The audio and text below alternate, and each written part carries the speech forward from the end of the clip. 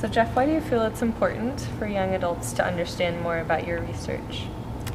I feel it's important for young adults to understand more about my research because sometimes when we're in relationships, romantic relationships, we think that the concept of love conquers everything and makes everything okay, which is not the case when there's violence, and especially intimate partner violence within relationships. And people need to be aware of that and understand that just because someone loves you, it's not okay for there to be violence present.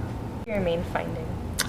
So our main findings for our research is we look at brains. We study how people perceive violence and perceive specifically intimate partner violence. And what we're finding is individuals who have experienced violence in the past or even in previous relationships, that they continue to have later effects, such as dealing and processing with conflict in future relationships and in current relationships based upon their past experiences. And so just saying I've been in a violent relationship before doesn't mean you're not going to be affected by it much later. What recommendations do you have for young adults striving to improve their chances of having healthy romantic relationships?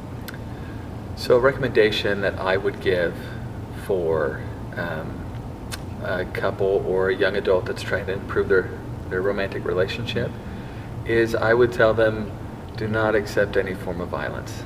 Do not accept it in any way, shape, or form. That you think that it won't have an effect, or that it's not a big deal, or that it's not going to have any interference with future relationships that you're trying to have.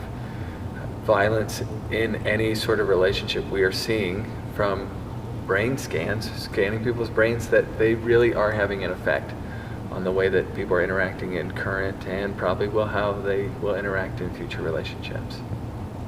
I think Relevate could have a significant impact, especially in terms of our social interaction with others. That we often surround ourselves with people that are similar to us because they make us feel comfortable.